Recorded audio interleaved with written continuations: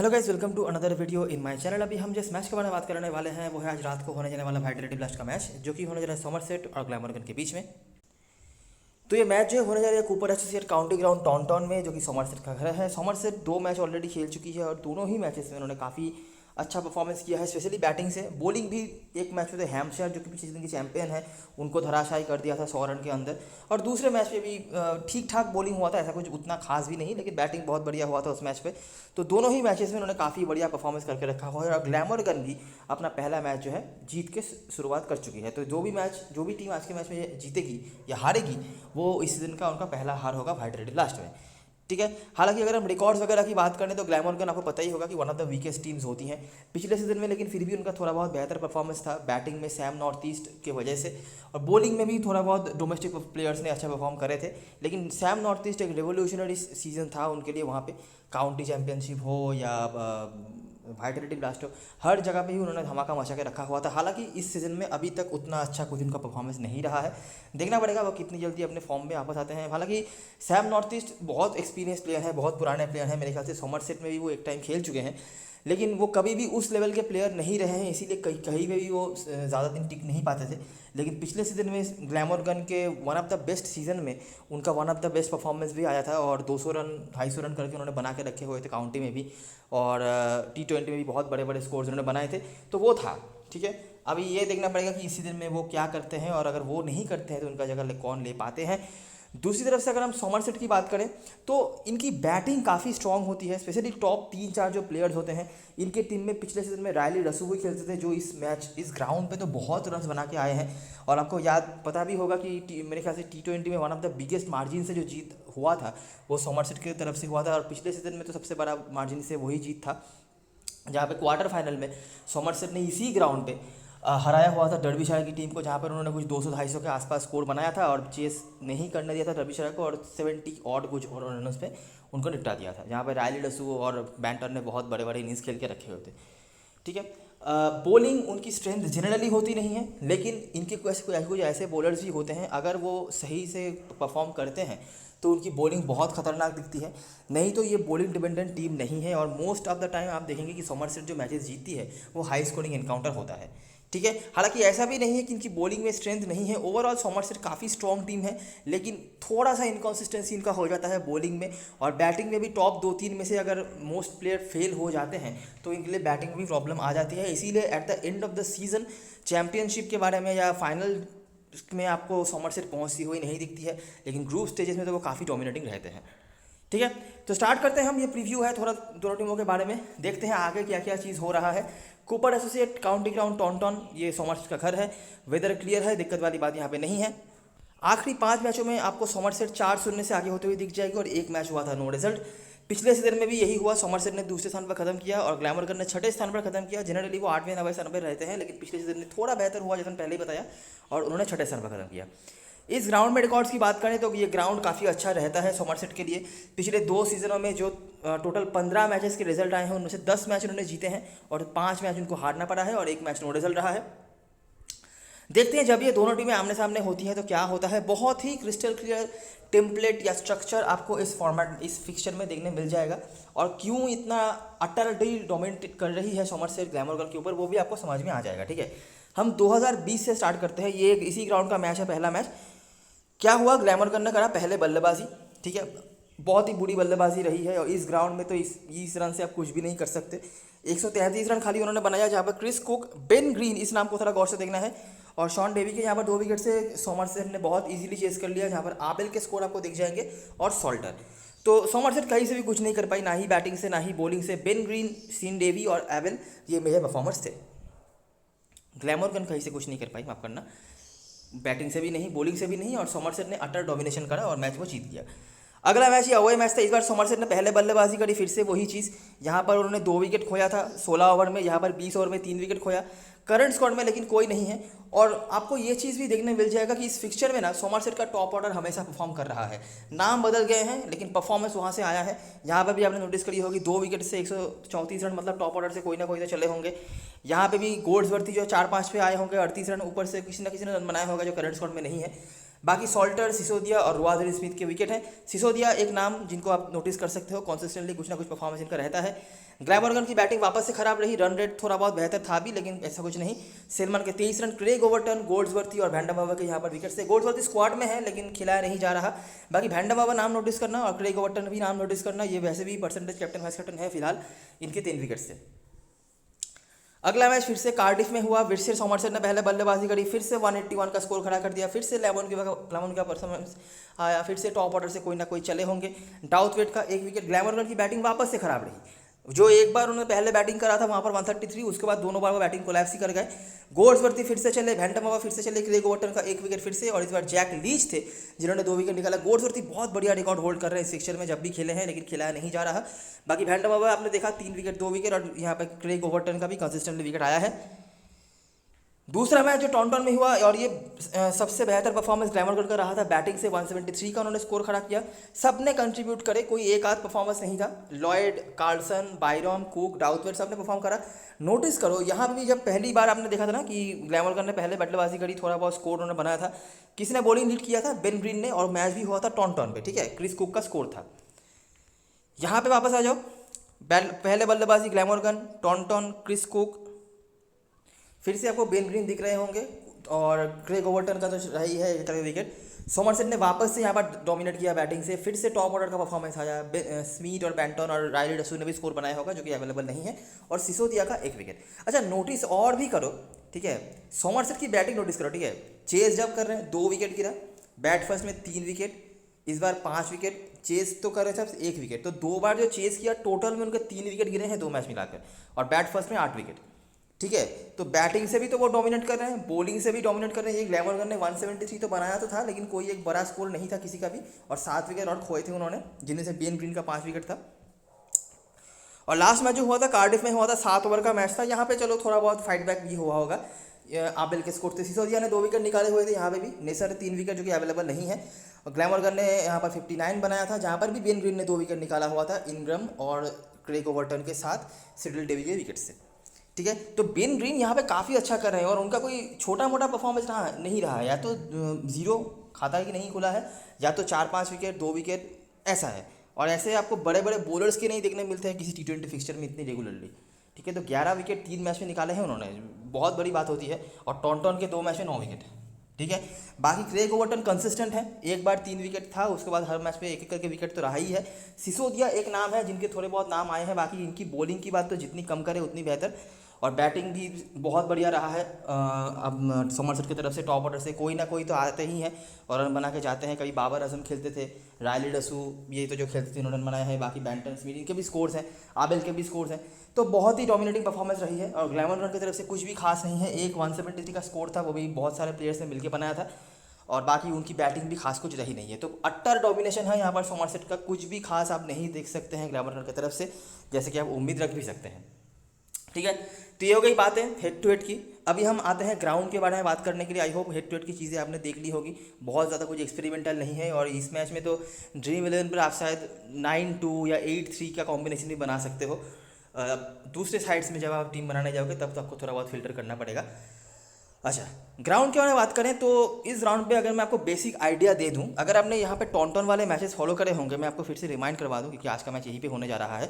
तो 133 का स्कोर था और 16 ओवर में रन वो चेज हो गया। पेसर्स का अपर हैंड देखेंगे आप, बेन ग्रीन, डेवी, ये पेसर्स ही हैं, जहाँ पर आबेल के स्कोर हैं। और जो दूसरा मैच था यहाँ पे भी 173 बना, जो कि 14 ओवर में चेज हो गया।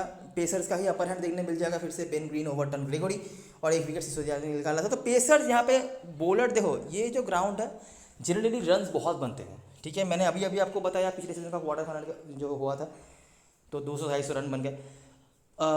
ऐसा है, अभी अगर आप बैटिंग फर्स्ट करके बहुत ज़्यादा स्कोर बना देते हो तो हो सकता है कि चेस करने वाली टीम अंडर प्रेशर आके बिखर भी जाए, लेकिन ऐसा कोई हेल्प तो नहीं है बॉलर्स के लिए, बराबर। पेसर्स का ही होता है। अगर आपके पास लेग स्पिनर वगैरह हो, जैसे कि मैक्स वॉलर खेलते थे जो सॉमरसेट के होकर, उन्होंने पास्ट में काफ़ी अच्छे विकेट्स निकाल के रखे हुए थे, लेकिन इसके अलावा आपको उतना ज़्यादा स्पिनर के लिए देखने नहीं मिलेगा। एक आध विकेट तो निकाल सकते ही हैं।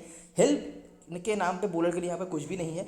हाई स्कोरिंग वेन्यू है, 200 के पार, 190 तो बन ही जाते हैं और वो चेस भी हो जाते हैं, ठीक है। और सॉमरसेट की जो बैटिंग लाइनअप है, जो उनके टॉप ऑर्डर के प्लेयर्स हैं, उनको ये वेन्यू काफ़ी भाता भी है। जिनमें से विल स्मिथ होते हैं, टॉम बैंटन होते हैं, पहले रायली डसू खेलते थे, अभी टॉम कॉलर कैटमोर हैं। ये सारे के सारे प्लेयर्स इस कंडीशन में बहुत ही इफेक्टिव होते हैं जनरली। ठीक है, अभी देखते हैं कि इस ग्राउंड पे कैसे कैसे मैचेस गए हैं, पिछले सीजन के हुए हैं जो कुछ मैचेस, और इस सीजन का एक मैच हुआ था, क्या हुआ है देखते हैं। तो केंट और सोमरसेट का मैच हुआ। ठीक है, केंट ने बनाया 202 रन, क्रेग ओवरटन यहाँ पर चले, जो कि ऑटोमेटिकली आपकी टीम में ऑलरेडी होंगे ही, बाकी ये कुछ बॉलर्स हैं। आबेल और बेन ग्रीन ने परफॉर्म करा था। बेन ग्रीन नोटिस करना, बॉलिंग फर्स्ट बैटिंग सेकंड इनका परफॉर्मेंस आता है। आपने ऊपर भी देखा होगा जो 5 और 4 विकेट निकाले हुए थे बॉलिंग फर्स्ट में ही, यहाँ पे बैटिंग सेकंड में उन्होंने रन बनाए थे, लेकिन सोमरसेट यहाँ पर चेज नहीं कर पाई। 170 का टोटल था उनका भी। स्पिनर्स के कुछ परफॉर्मेंसेस थे, बाकी पेसर्स का अपर हैंड। अगला मैच सोमरसेट ने बना था 184, बैंटन और ग्रेगोरी के यहाँ पर कोई स्कोर है, पेसर्स का अपर हैंड। ग्लॉसेस्टर चेज नहीं कर पाई, लेकिन 177 तक वो भी गए। तो देखो 170 के नीचे तो अभी मामला नहीं आ रहा है, और टोटल में 14 विकेट गिरे, जहाँ पेसर्स का भी अपर हैंड है, जहाँ पर सिडल, वैंडमर, ग्रेगोरी, गोल्ड्सवर्थ इन्होंने सबने एक करके विकेट निकाले हुए थे, और फिर से आप मोस्ट ऑफ द रन जो हैं वो हायर रन की तरफ ही दिख रहे हैं आपको। अगला मैच हैम्पशायर बनाम सोमरसेट, 208 रन बने, फिर से सिडल के 2 विकेट्स हैं, लेमन बी का 1 विकेट, और ब्रूक्स जो कि फिलहाल अवेलेबल नहीं है मेरे ख्याल से। सोमरसेट चेज तो नहीं कर पाई, लेकिन 194 तक उन्होंने भी पहुंचा दिया था स्कोर को, और चेजिंग यहाँ पे थोड़ा मुश्किल ज़रूर हो रहा है। आप देख रहे हैं कि चेजिंग टीम हार रही है, लेकिन उनके भी स्कोर कुछ कम नहीं है। ठीक है, 194 बना रही है टीमें, यहाँ पे 177, इतने रन में तो टीमें डिफेंड कर लेती है, वो रन बना के टीमें जीत नहीं पा रही है, तो बहुत बड़ी बात है। 194, स्मिथ और बैंटन के यहाँ पे परफॉर्मेंसेस थे, पेसर्स का अपर हैंड फिर से। और ये जो लास्ट ग्रुप मैच था पिछले सीजन का, 218 रन बना था फिर से स्मिथ को ये कंडीशन बहुत पसंद आता है। वो हिट और मिस टाइप प्लेयर तो हैं, लेकिन ये कंडीशन जहाँ पर इजीली बैट पे बॉल आती है, वो कंडीशन इनको बहुत पसंद आते हैं, और वो परफॉर्म करते भी हैं। बाकी आवेल है, पेसर्स का अपर हैंड। सरे देखो चेज नहीं कर पाई उन्होंने, लेकिन 18 ओवर में 171 तक पहुंचे, वो भी तब जब टेरेंडर्स बैटिंग करने आ गए थे। तो समझ सकते हो लगभग 10 के रन रेट से रन चल रहा था यहाँ पे, वो विकेट नहीं रख पाए, अलग बात है। क्रेग ओवरटन, सिडल, अच्छा परफॉर्मेंस रहा है सिडल का, जहाँ वैंडमर के कभी कभी परफॉर्मेंसेस हैं, और पेसर्स ही मोस्टली यहाँ पर डोमिनेट कर रहे हैं, और 171 यहाँ पे भी बन गया, तो रन तो यहाँ पे ही बने। ठीक है, 10 के रन रेट से लगभग। क्वार्टर फाइनल का मैच था, 265, मैंने 250 बोला था, उससे ही 15 रन और ऐड कर लीजिए। बैंटन और आबेल का परफॉर्मेंस देखिए कंसिस्टेंट तो नहीं है, बैंटन ही कंसिस्टेंट नहीं है, स्मिथ भी कंसिस्टेंट नहीं है, लेकिन जब ये चलते हैं तो बहुत लंबा खींचते हैं। ये मैं जो बताना चाहता था, इसलिए इन दोनों को ही छोड़ना बहुत रिस्की है। ठीक है, स्पेशली चेज में तो ये बहुत अच्छा करते हैं। आबेल और लेमन बी का स्कोर थे, बाकी रसू के भी स्कोर थे जो कि खेल नहीं रहे। पेसर्स का अपर हैंड, डर्बिशर को 74 रन पे निपटा दिया था, और 191 रन से टीम जीत रही है। इतने रन तो कोई टीम 20 ओवर में बना नहीं पाती है मोस्ट ऑफ द टाइम्स, तो इतने रन बना दिए उन्होंने। ग्रीन यहाँ पे भी चले, सिडल अच्छे परफॉर्मेंसेस है, स्पेशली बॉलिंग सेकंड में, ग्रेगोरी और क्रेग ओवरटन। अगर आप नोटिस करेंगे, अगर हम सोमरसेट की बॉलिंग को देखेंगे तो देखो क्रेग ओवरटन, सिडल, ठीक है, बैटिंग में आबेल, ग्रीन, चेज में। इस बार बैट फर्स्ट आ जाओ, ग्रेगोरी आए, बैंटन, सिडल वापस से। इस बार भी सिडल के 2 विकेट्स हैं, स्मिथ बैंटन दोनों चले। अगले मैच पर स्मिथ चले, बॉलिंग पे फिर से सिडल, ओवरटन, यहाँ पे फिर से बैंटन, बॉलिंग से सिडल, ग्रेगोरी, ओवरटन तो हैं, और ग्रीन भी यहाँ पर ऐड हो गए। और लास्ट जो मैच हुआ था, जो कि इस सीजन का पहला मैच था, हैम्पशायर को 74 पर निपटा दिया था। सिडल तो नहीं है, लेकिन हेनरी खेले थे, 2 विकेट उन्होंने निकाला था। ओवरटन, ग्रीन के बॉलिंग फर्स्ट में आप इनको जनरली छोड़ नहीं सकते, बॉलिंग सेकंड में भी चल सकते हैं, वैसे तो हेड टू हेड रिकॉर्ड बहुत बढ़िया है ही उनका, लेकिन ग्राउंड में बॉलिंग ओवरऑल अगर आप इनके हिस्ट्री को देखेंगे तो ये बॉलिंग फर्स्ट में बेहतर करते हैं।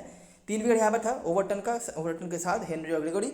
सोमरसेट ने चेस कर लिया, जहाँ पर बैंटन के स्कोर से स्पिनर पेसर वो कोई उतना इफेक्टिव नहीं रहा। ठीक है, और 9 ओवर में रन चेस भी हो गया, और वो भी हैम्पशायर जैसी बॉलिंग। ठीक है, हैम्पशायर की बॉलिंग उतनी बुरी नहीं है, चैंपियन टीम है, तो बड़ी बात है ये बहुत कि उनको इतनी आसानी से हरा दिया।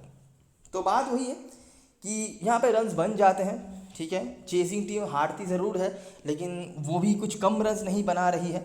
ये एक लास्ट एक मैच अगर हम छोड़ दें पिछले सीजन का क्वार्टर फाइनल, तो इसके अलावा तो 170, 180, 190 तक भी टीमों ने बना के रखे हुए हैं। तो यहाँ पे जो करना होता है आपको कि स्पेसिफिक कुछ बॉलर्स हैं, 2-3 बॉलर्स होंगे टोटल में, दोनों टीम्स मिला के उनको रखो, और जनरली आपके captain vice captain generally batting options ही होते हैं। अभी कौन सा बैट्समैन चलेगा ये तो बता पाना मुश्किल है, लेकिन बैटिंग ऑप्शन ही जनरली आपके लिए अच्छे खासे कैप्टन वाइस कैप्टन के ऑप्शन बन जाते हैं। ठीक है, और रही बात ग्लैमरगन की, तो ग्लैमरगन का तो उतना कुछ खास परफॉर्मेंस रहा नहीं है इस फिक्चर में, और उनका हिस्ट्री भी उतना कुछ खास अच्छा नहीं है, तो अभी देखना पड़ेगा कि हम क्या कर पाते हैं। तो ये हो गई ग्राउंड की बातें। आई होप आपने सब कुछ समझ लिया होगा, हेड टू हेड की चीज़ें हमने पहले डिस्कस कर ली हैं। अभी हम आ जाते हैं प्लेइंग यूनिट की तरफ और देखते हैं क्या क्या चीज़ हम कर सकते हैं। टॉप 4 आपके लिए बहुत इंपॉर्टेंट है। ठीक है, Tom Banton, Will Smith, Cadmore, Abell, इन चारों में से 3 तो आपके टीम में पक्का होना चाहिए। अगर आप किसी पे रिस्क ले रहे हो, ले सकते हो, नहीं चल सकते हैं वो भी, तो तब आप आबिल का इंपॉर्टेंस ज़्यादा हो जाएगा। लेकिन टॉप 4 में से 3 आपकी टीम में एनीवेज होने चाहिए। उसके बाद लेमन भी पहले बैटिंग अगर कर रहे हैं तो इनको आप ले सकते हो, ये हिटिंग अच्छी खासी कर लेते हैं, फिनिशर का रोल निभा सकते हैं। बीच में आके मतलब आखिर में आके 10-15 बॉल अगर मिल जाए तो वो 25-30 रन बना सकते हैं। उसके बाद देखो Gregory, Ben green, Overton, Seidel, ये सारे ही आपके लिए इंपॉर्टेंट हैं। ठीक है, सिडल के इस ग्राउंड पे रिकॉर्ड अच्छे हैं, ओवरटन कंसिस्टेंट है, बेन ग्रीन के तो हेड टू हेड में भी रिकॉर्ड अच्छे हैं, और ग्रेगोरी का ओवरऑल रोल अच्छा आता है, बैटिंग भी कर लेते हैं थोड़ी बहुत। उतना अच्छा कुछ हेड टू हेड रिकॉर्ड तो नहीं है लेकिन कंसिस्टेंट है। तो यहाँ पे भी 4 में से 3 आपके टीम में होने चाहिए। मेरा अगर आप मतलब सीरीज मानोगे तो मैं कहूँगा कि बेन ग्रीन, सिडल, और उसके बाद ओवरटन, आखिर में ग्रेगोरी, और ऊपर भी 4 में से 3 आपकी टीम में होने चाहिए। मैं स्मिथ और बैंटन को चुनने का सजेशन दूंगा। उसके बाद टिकी कैटमोर, उसके बाद स्पेस बचे तो आबिल का। और ये मैं उन साइड्स के लिए बता रहा हूँ जहाँ पे रिस्ट्रिक्शंस हैं। जहाँ पे रिस्ट्रिक्शन नहीं है वहाँ पे तो आप 10 प्लेयर भी ले लो ड्रीम 11 पे सोमरसेट की तरफ से, तो कोई दिक्कत वाली बात नहीं है। मैट हेनरी कोई रिकॉर्ड तो नहीं है लेकिन बॉलिंग फर्स्ट में एनीवेज इंपॉर्टेंट हो सकते हैं वो। ठीक है, लेकिन अगर आपको 7 प्लेयर्स ही लेने हैं तो मैं बता दूं कि मेरे टीम में जो 7 प्लेयर्स होंगे ये दोनों पक्का हो गए, और कैटमोर ये 3 पक्का हो गए। आबिल देखना पड़ेगा, अगर मुझे लगे बैटिंग फर्स्ट में तो शायद मैं ले भी लूँ, लेकिन फिलहाल के लिए होल्ड पे रखते हैं। और उसके बाद यहाँ पे बेन ग्रीन, ओवरटन, सिडल, ये 3 ऊपर से 3 6 हो गए। उसके बाद टॉस के हिसाब से आबिल, ग्रेगोरी और मैट हेनरी तीनों में से एक को लेना है अगर हमें 7 प्लेयर्स को लेना है तो। ठीक है, ड्रीम 11 की बात मैं नहीं कर रहा हूँ, वहाँ पे तो आप कुछ भी कर सकते हो। बेंच पे गोल्ड्सवर्थ भी होंगे, बहुत अच्छे रिकॉर्ड्स हैं इनके, काफ़ी अच्छे परफॉर्मेंसेस आए हैं जब भी उन्होंने खेला है, बैटिंग से भी बॉलिंग से भी। अगर खेलते हैं तो आप देख सकते हो भैंटमावा को बड़ी लीग में ट्राई कर लेना जब बॉलिंग सेकंड की बात हो तो। बात करें ग्लैमरगन की तरफ से तो किसी के रिकॉर्ड्स तो नहीं है जिनका पूरा बैटिंग ऑर्डर ही बदल चुका है। कॉलिन इंग्राम पुराने प्लेयर हैं, कुछ खास रिकॉर्ड इनका है नहीं। नॉर्थ ईस्ट उतने अच्छे फॉर्म पे वो दिख नहीं रहे हैं। कार्लसन इसके पहले T20 में तो उन्होंने कुछ खास करा नहीं है, 25-30 रन अगर बनाए भी तो कुछ खास फायदा इनका हुआ नहीं है लास्ट मैच में। वो तो अच्छा हुआ कि टीम जीत गई, लेकिन इनका कोई ऐसा कंट्रीब्यूशन नहीं आया। वो टीम के कैप्टन भले ही हैं। कुछ प्लेयर्स होंगे जिनके बारे में बताता हूँ। ठीक है, क्रिस कुक के नाम आपने देखे हैं, इनके परफॉर्मेंसेज आए हैं, 20-30 जो भी है पुराने प्लेयर हैं ये, इनके नाम आए हैं। एडी बायरॉम अच्छे फॉर्म से गुजरे हैं प्रैक्टिस मैचेस में, और ये एक ट्राइबल ऑप्शन तो है, इतना मैं कह सकता हूँ।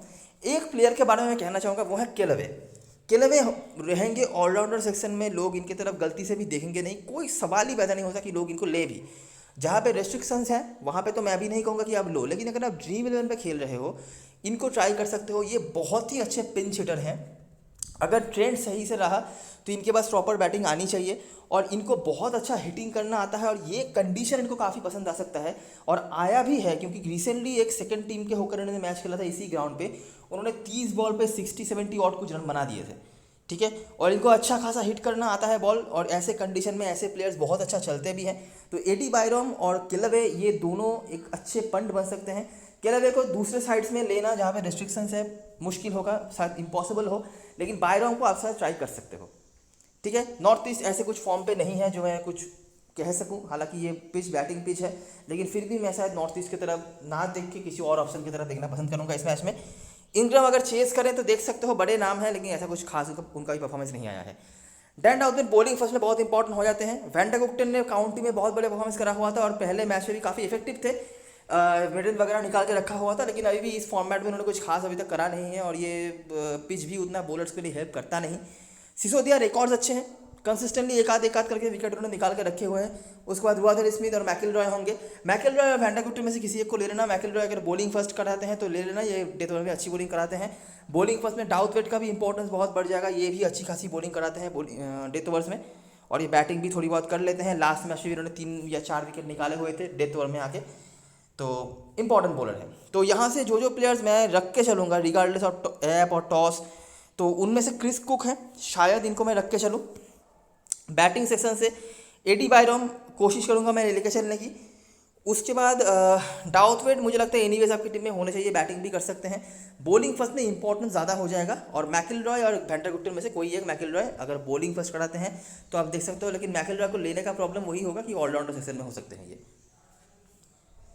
बेंच पे अच्छा आज के मैच हैज़ोग्लू भी खेल सकते हैं। हैज़ोग्लू को स्क्वाड में रखा गया है, कोई स्क्वाड अनाउंस तो नहीं किया है ग्लैमरगन वालों ने, लेकिन ये स्क्वाड में होंगे, ये पॉसिबिलिटी है। और हैज़ोग्लू पता ही होगा आपको, BBL में खेलते हैं ये पर्थ शॉर्ट्स के होकर, लेग स्पिन ऑप्शन होंगे। कुछ खास एक्सपेक्टेशन मुझे नहीं है, लेकिन खेलेंगे तो नाम देख के लोग रख भी सकते हैं। मेरे टीम में आपको ये नहीं दिखेंगे। कैप्टन वाइस कैप्टन चॉइस की बात करें तो डाउथवेट जो पिछले मैच में एक लौते मेजर परफॉर्मर थे जिनको आप कैप्टनसी वाइस कैप्टनसी के लिए सोच सकते हो तो वो है। उसके बाद इनग्राम नाम के बेसिस पे बायरम और केलावे, ये दोनों के किसी के नज़र नहीं है, लेकिन ये दोनों शायद मेरी टीम में हो, एक तो मेरी टीम में हो ही जाएंगे। केलावे अगर ड्रीविलन पे आप खेल रहे हो तो आप देख सकते हो। रिस्की में सिसोदिया। सोमरसेट की तरफ से क्रेग ओवरटन, बैंटन, ये दोनों ही मैच में कंसिस्टेंटली परफॉर्म उन्होंने करा है। उसके बाद स्मिथ और ग्रीन। रिस्की में भैंटामरवा या फिर सीडल आप देख सकते हो बॉलिंग सेकंड में। और कैटमोड और एबल में से कोई एक। कैटमोड मैं कहूँगा रख के चलो, ये अच्छे फॉर्म से है, लास्ट मैच भी रन बनाया था थोड़ा बहुत। एबल अगर आप टॉप ऑर्डर में से किसी एक को छोड़ रहे हो तो आपके लिए इंपॉर्टेंट ज़्यादा हो जाएंगे, या फिर एनीवेज आप इनको रख के चल सकते हो, कोई दिक्कत वाली बात नहीं है। अच्छा, रिगार्डलेस ऑफ टॉस और रिगार्डलेस ऑफ द ऐप, ये 7 प्लेयर्स मैं शायद रख के चलूँगा। डाउथवेट बॉलिंग फर्स्ट में ज़्यादा इंपॉर्टेंट होते हैं, लेकिन एनीवेज आप रख के चल सकते हो क्योंकि ये बैटिंग भी कर लेंगे और बॉलर सेक्शन में आपके पास बहुत ऑप्शंस नहीं होंगे।